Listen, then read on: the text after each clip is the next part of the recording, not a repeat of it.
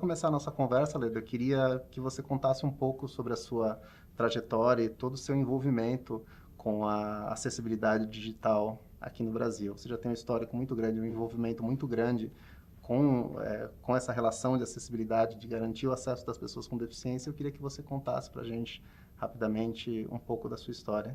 Bom, Reinaldo, eu é que agradeço essa oportunidade e me sinto muito honrada de estar falando do princípio da universalidade, que é um princípio que, assim, para mim é muito especial.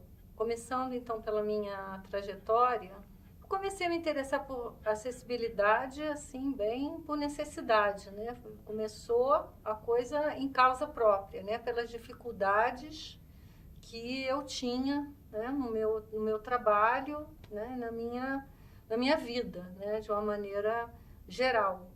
E aí, em 2001, estou fazendo exatamente 14 anos, em setembro de 2001, eu inscrevi um artigo num evento aqui da pessoal de saúde pública da USP, chamado Primeiro Seminário de Acessibilidade e Tecnologia da Informação e Interface Digital. Eu escrevi meio assim, sem ter muita noção da importância que aquilo ia ter, né, tanto para a acessibilidade quanto para mim, né, para a minha trajetória. Foi uma coisa assim que eu pensei assim, eu podia escrever um negócio aí qualquer, né? Podia escrever uma coisa aí, umas ideias que eu tenho aqui, botar no papel, né?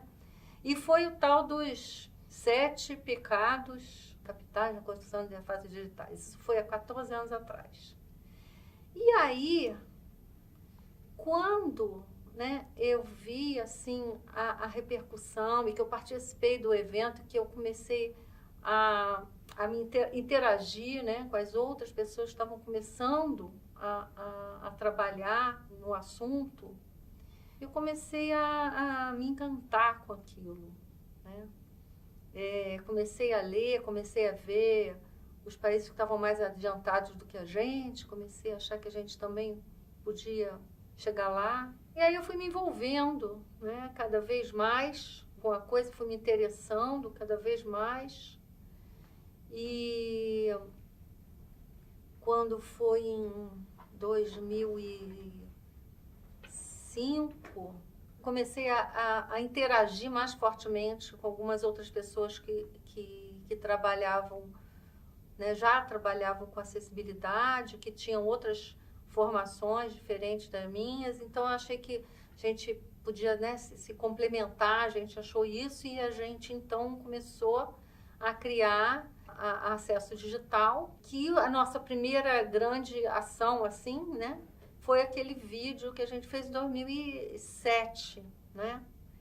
Vídeo esse que, infelizmente, ainda está atual, né? Quando as pessoas vêm falar comigo que assistiram o vídeo, que gostaram muito, eu fico pensando, será que é para ficar alegre ou será que é para ficar triste, né? Eu fico as duas coisas ao mesmo tempo, né? Porque é bacana que tenha uma repercussão, mas eu fico triste porque as coisas, na verdade, estão andando muito mais devagar do que a gente pensa, né? Então, basicamente, a minha experiência, ela foi andando, né? Mas eu acho que ela poderia até ter andado mais, né? As atividades, né? As coisas que eu realizei, eu acho que ficam muito se repetindo ainda de lá para cá, vamos dizer, de 2007 para cá. Eu acho que eu não tenho feito muita coisa diferente, né, em termos de acessibilidade, porque a demanda é mais ou menos a mesma coisa, né? Os problemas que a gente muda a tecnologia, né? Até a versão aí dos padrões já mudou, mas o problema não mudou, né? Os problemas que a gente encontra, as barreiras de acessibilidade que a gente encontra na web, elas são basicamente as mesmas. E a gente fica batalhando nessas barreiras, vamos ver até quando. Já que você citou esse vídeo, Leda, você poderia explicar para as pessoas que não viram esse vídeo até hoje o que é esse vídeo, o que ele representa para a acessibilidade na web no Brasil? Bem, esse vídeo era um sonho nosso, né? Foi na época que a gente estava começando a acesso digital, então estávamos eu, o Mac, nosso saudoso Mac, o Horácio e o Bruno, e a gente tinha esse sonho, né, de fazer um vídeo mostrando, né, na prática algumas barreiras de acessibilidade na web. Então nós fizemos um script do vídeo, né, fomos criando um texto, foi uma criação coletiva, e nós encontramos o pessoal da 30 Frames que nos ajudou, né, que filmou pra gente, teve o maior trabalho, porque a gente era totalmente sem experiência nenhuma, a gente não conseguia falar sem errar o nosso próprio texto, né, deu um trabalhão, mas a gente conseguiu, né, chama acessibilidade custo-benefício, quem quiser procurar, tá disponível na web para download gratuito, né, um vídeo de 12 minutos, que a gente fez com esse objetivo mesmo, de divulgar, né, que as pessoas pudessem passar nos cursos, nas escolas, né, e que é uma coisa assim que eu me orgulho muito de ter feito, porque eu acho que foi uma contribuição que a gente deu, né, de fato, para acessibilidade, e até hoje as pessoas usam, né, e é aquilo que eu estava falando. Eu me alegro, por um lado, né, de ter essa utilidade, me entristeço porque eu queria que ele já estivesse fora, né, que ele já estivesse desatualizado, né, mas infelizmente ele não está, quer dizer, não está em parte por uma questão daquilo que eu falei, da gente não ter andado muito, né, mas eu acho que não está também por ter algum mérito nosso, assim, né, da gente ter focado em algumas questões, assim, que são centrais, né, de ter abordado, né, o problema de uma forma bem ampla. E só para voltar naquela primeira parte da história, quando você contou um pouco sobre a sua carreira, eu queria te perguntar, com relação a esses 14 anos que você vem acompanhando a acessibilidade digital, como você percebe essa evolução desses 14 anos até a gente chegar hoje em 2015, como era antigamente, o que melhorou e o que talvez piorou nesse tempo? Vamos ver o que melhorou. Eu acho que a gente, em primeiro lugar, tem alguma legislação, né? Que coisa que lá em 2001 a gente não tinha, né? Então, a gente hoje tem legislação falando, né, de acessibilidade. Segundo, a gente tem muito mais gente se comunicando, interessada em acessibilidade e se comunicando, né, entrando em contato. A gente já vê nos cursos algumas disciplinas abordando acessibilidade, né? A gente já tem mestrado abordando acessibilidade, então melhorou isso também. Agora, com tudo isso, é como se a gente tivesse as ferramentas, mas essas ferramentas a gente não está usando, de fato. Essas ferramentas não estão sendo efetivas, porque a gente continua não conseguindo acessar informação em muitos sites, eu diria assim, né, a maioria a gente tem barreiras de acessibilidade, a gente continua com problema no comércio eletrônico, né, a gente continua com uma série, né, de problemas muito parecidos com o que a gente sempre teve. E por que você acha que a gente, mesmo com todas essas ferramentas na mão, a gente não consegue? A gente ainda tem essas barreiras tão fortes assim hoje no acesso à web? O que está faltando para acessibilidade, no meu entender, é a universalidade, né? Você leu aí o princípio da universalidade do Decálogo? Isso. E fala de uma sociedade inclusiva e não discriminatória, de uma internet inclusiva e não discriminatória, né? Isso. Mas o que é a nossa sociedade? Nossa sociedade, ela é excludente e discriminatória. Ela não tem nada de inclusiva, né, e nada de não discriminatória. Então, é muito difícil a gente ter uma internet num patamar onde a sociedade não está, né?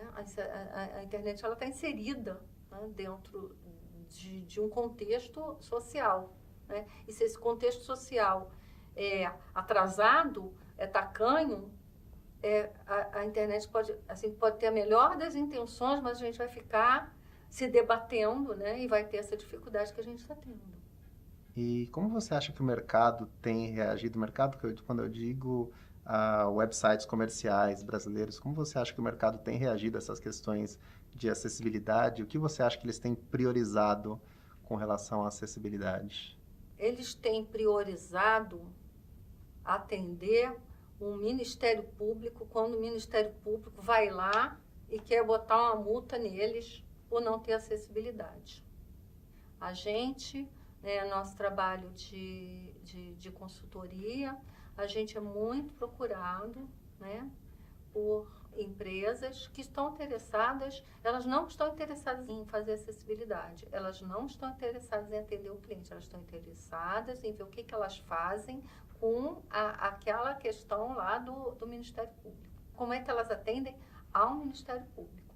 Claro que tem raras e honrosas, né, e super honrosas exceções. E claro que ao longo do tempo, essas raras vão se tornando menos raras, né? Tem algumas exceções, tem gente realmente interessado, mas não é a maioria, é uma minoria. E com relação à tecnologia, Leda, o que você acha que evoluiu nesse tempo que você trabalha com acessibilidade, desde tecnologia assistiva até tecnologia dos computadores, até a evolução de padrões e documentação, e até a documentação que eu digo com relação a cursos e material para que as pessoas participem e cada vez mais possam estudar e ter acesso à acessibilidade? Foi uma coisa que eu esqueci de falar quando eu falei do que a gente tem hoje, né? Eu falei muito genericamente, mas hoje, quem quer aprender sobre acessibilidade, tem muita coisa. Tem vídeos, tem aulas, tem textos, tem os próprios padrões, né? Tem o WCAG 2.0 que a gente já, né, o grupo de acessibilidade já traduziu, né, a parte principal para o português. Então, hoje em dia, a gente tem muito mais. Comparando com 14 anos, eu acho que a gente não tinha nada naquele tempo. Não tinha nada. Tinha que pegar o material que a gente tinha fora do Brasil. Tá. E com relação à construção desses padrões, o que você acha desse modelo de múltiplos setores e múltiplos grupos com diversas características, eles se reunirem para, por exemplo, uma construção desses padrões de acessibilidade? Da mesma forma que o CGI, ele é um grupo multi-stakeholder de diversos setores, mas eu acho que essa pergunta vale para outros setores também, como, por exemplo, para a construção de uma documentação tão importante como é essa de acessibilidade. O que você acha dessa participação desses múltiplos setores da sociedade? Na verdade, Reinaldo, essa pergunta vale para tudo, né? E ela tem tudo a ver com a universalidade. A gente está tão descolado da universalidade, a gente está tão distante, né, socialmente, que, por exemplo, quando a gente ganha, né, uma votação por 90%, a gente fica feliz. A gente diz, ganhamos por 90%. Então é um sinal de que tá tudo certo, entendeu? E a gente não pensa naqueles 10%, né? Por que será que aqueles 10% perderam? O que será que eles pensam diferente? Por que será que eles não ficaram felizes com essa decisão? Eles achavam que eles queriam de outro jeito. Quem vai ser prejudicado? Mas é só 10%, né? Então, a gente não se importa em momento nenhum, quer dizer, isso não está embutido nos nossos procedimentos, resolver uma coisa por consenso. A gente resolve no voto, né? E não importa se, né, se ficou 1 ou 10, é uma minoria, então está tudo bem, a maioria ganhou e dane-se a minoria. Então, enquanto a gente tiver essa visão, né, de que assim tá bom, quer dizer que o que é bom para a maioria é bom para todo mundo, a gente não vai chegar em lugar nenhum. É isso, entende? Então, essa questão da gente juntar as pessoas, né, dos diferentes setores, eu acho que ela vai de encontro a isso, né? Ela vai de encontro a gente conseguir montar alguma coisa que tenha consenso, ou que tenha pelo menos alguma coisa muito próxima, né, do consenso, para ver se a gente sai desse modelo tacanho de democracia que a gente está vivendo hoje, né? Eu gostaria de saber se você tem algum recado que você gostaria de deixar no final dessa conversa. Sobre um recado, eu acho melhor eu contar uma historinha. Uma coisa que eu vivi há uns 30 anos atrás. A gente estava naquele movimento de abertura e de unificação dos movimentos de luta das pessoas com deficiência, né? E aí a gente foi para um congresso de pessoas com deficiência e naquela confusão de congresso, né, como é que faz, alojamento para todo mundo, não sei o quê, acabei dividindo um quarto de hotel com uma moça surda, isso, surda profunda. Aí na hora eu pensei, isso não vai dar certo, né? E a minha primeira tendência, vamos dizer assim, foi de ir ver se a gente conseguia trocar, né, fazer uma outra arrumação das pessoas, né, que eu não ficasse junto com essa moça, que era uma fofinha, mas era surda profunda. Eu digo, será que a gente vai ter problema de comunicação aqui? Aí, depois que eu pensei isso, eu disse, não, peraí, mas eu vou fazer isso, eu vou pedir para trocar antes de ver qual é o problema que a gente vai ter. Mas não é exatamente isso que eu reclamo que fazem comigo, que as pessoas começam a ver o problema dentro da cabeça delas e não vão constatar se aquilo que está dentro da cabeça delas existe de fato. Então, não, eu não posso ir lá. Eu não posso ir lá para pedir para trocar isso antes de ver. Aí, eu segurei a onda, né? Segurei a onda e fiquei. No primeiro dia foi aquela apreensão, depois a gente começou a se entender, porque ela tinha uma leitura labial muito boa, né? Ela tinha uma fala muito ruim, mas eu fui me acostumando. Daqui a pouco eu já estava atendendo o telefone do paquera dela e falando as coisas que ele estava falando, e ela respondendo para eu poder, já virei intérprete de telefone entre ela e o paquera que ela arrumou. Daqui a pouco ela já foi no show, porque eu não fui, depois chegou me contando um monte de coisa que eu não entendi. Como é que ela me contou tanta coisa sendo surda? Ela entendeu mais conversa do que se eu estivesse lá ouvindo. E papapá, no último dia a gente começou a conversar e ela me disse que foi a mesma coisa que aconteceu com ela, que ela disse, caramba, eu vou ficar com a Leda, como é que vai ser isso? Não vai dar certo, eu vou trocar isso. Mas não vou não, vamos experimentar primeiro, depois se não der certo a gente fala, mas a gente fala em cima de coisas concretas, né, e não hipotéticas. Então ela teve a mesma perspectiva que a minha, né? E que bom que a gente segurou a nossa onda, segurou a ansiedade, né? A gente era nova, a gente estava numa cidade desconhecida para ambas, né? A gente estava lidando lá com uma série de dificuldades, mas mesmo assim a gente segurou a onda e a gente teve um benefício muito grande, porque foi muito bom eu ter compartilhado, né, com ela. Ela foi uma excelente, né, companheira naquele congresso, né?